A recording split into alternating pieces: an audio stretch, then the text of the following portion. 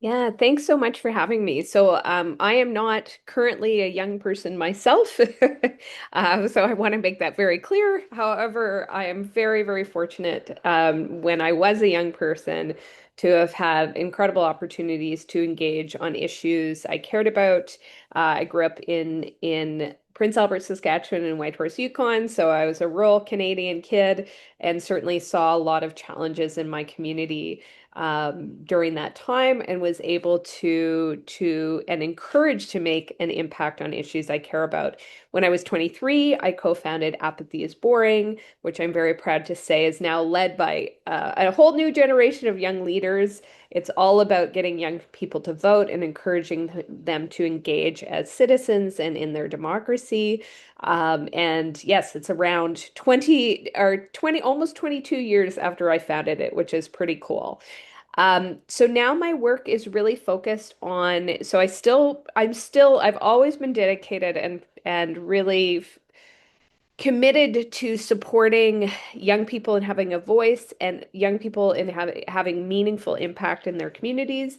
So my work now at the University of Waterloo, where I'm both a student, but I also have been a full-time staff since 2017, is I lead a research project where we look at, so we have one research project that's looking at the social and environmental impact of youth service. So a lot of times when we think about young people, and youth programs, we focus on the skills that they learn or what young people gain through these programs. But we think it's really also important to focus and measure the impact that young people have through these programs. As was mentioned in the presentation, young people are having incredible impact, but nobody measures it. So we've done a 5-year long study trying to understand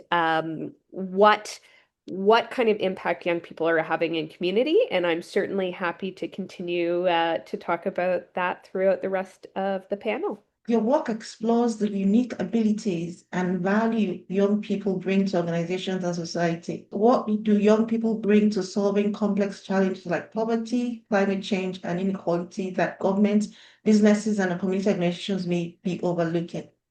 Yeah. So part of the work that we've done has been to look at brain development and understand when young people are about 15 to 25, which is the definition we use for young people due to what's going on with brain development. They are literally wired to be bold problem solvers. As we get older, we get better at certain things, but we also lose certain abilities. And the ability to really think outside the box, be creative, come up with bold solutions to complex problems, that actually decreases with age as we get set in our ways. And so young people really are what we like to call the innovation engine of governments, businesses, and community organizations. If those organizations, again, allow that to happen, and I think the last speaker had said it exactly right, right?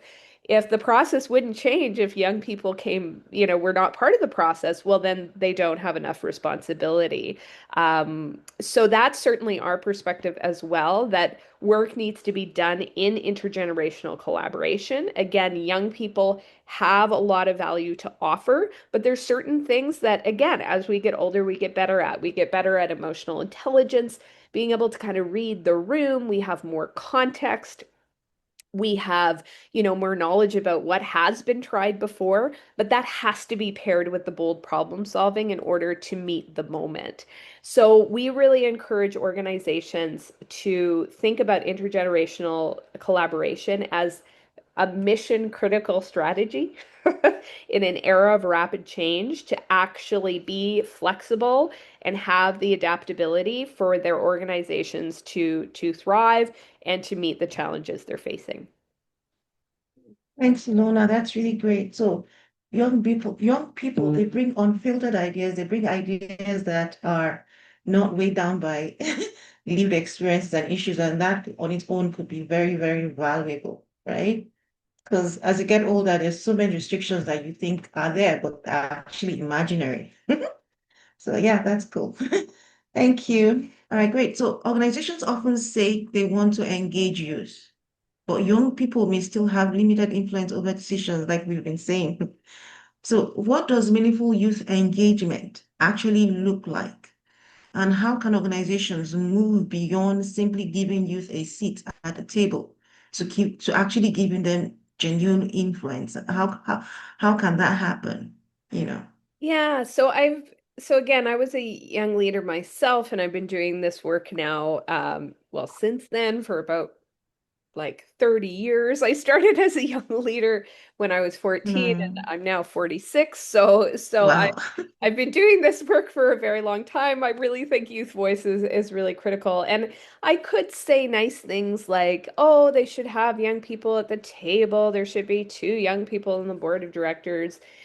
But that's not gonna say because 20, 35 or 30 years, over 30 years, we've been saying that and it hasn't worked.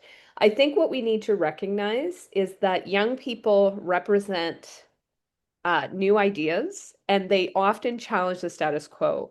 And so ensuring that meaningful youth engagement is actually about adults giving up power and Yeah. being willing to be uncomfortable and be Mhm. challenged. And let me tell you, now that I'm an adult at 46, it's terrifying, right? Because you've worked so hard and you've tried so hard to like build a life and build a career to have somebody come and tell you that you've done it all wrong or you've done some of this stuff wrong and to actually hear it. I find that hard, and I've been working in meaningful youth engagement, again, for the last 30 years, and I know what it's like to be one of those young people challenging the status quo. So I think this work is very much intergenerational. It's very relational. It requires changing structures so young people are at the table, but most importantly, it's about adults, and this is the work I do. I talk to corporations, at like businesses, government about exactly this. You guys are gonna have to like let go of power and kind of get over yourselves and get really humble and get uncomfortable if we're actually all gonna thrive together. That was really good. It's amazing. Like I think that's the risk aspect of it. So the older generation should be able to consider it as a risk that is well worth it, right? To be able to hear what the young generations are saying and implementing it. What's the worst that could happen? You know what I mean?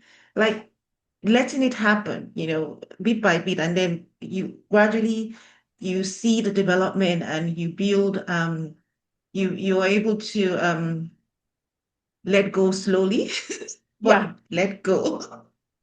Yeah, totally. I hear you. So that's excellent.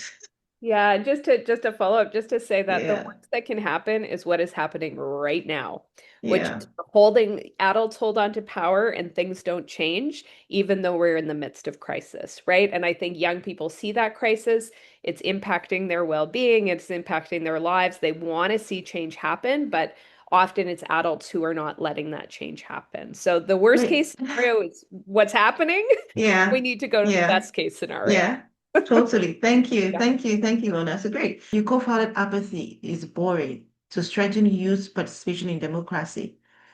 At a time when young people are facing issues such as affordability, climate change, uncertainty about their futures, what helps transform frustration or disengagement within meaningful civic participation and collective action? So this is a great question, and I wish I had a better answer for it. We've certainly done some research looking at um, what leads to young people wanting to be disengaged or wanting to be engaged and make a difference on issues that matter to them. And unfortunately, one of the big answers is adversity, right? And so I don't want I don't want more young people have to kind of suffer um, adversity, which then leads them to feel like they have to fight for change, right? So what would actually, I think, encourage young people writ large to be meaningfully engaged in civic participation?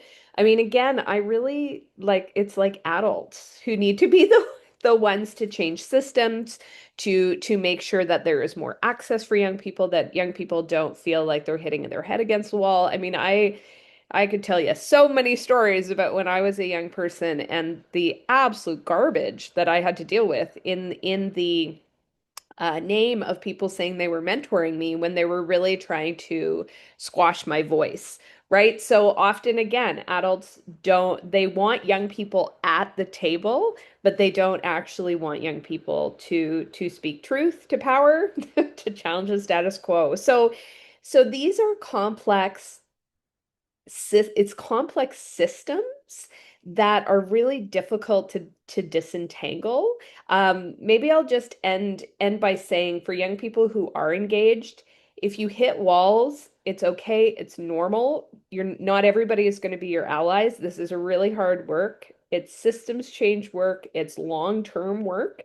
Um, Take care of yourself, take care of your mental well-being and physical well-being as you do this work.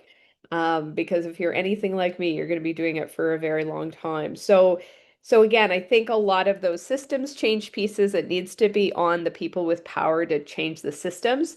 But I would just encourage young people who are engaged to stick it out, and to support your peers in seeing where they have levers for change.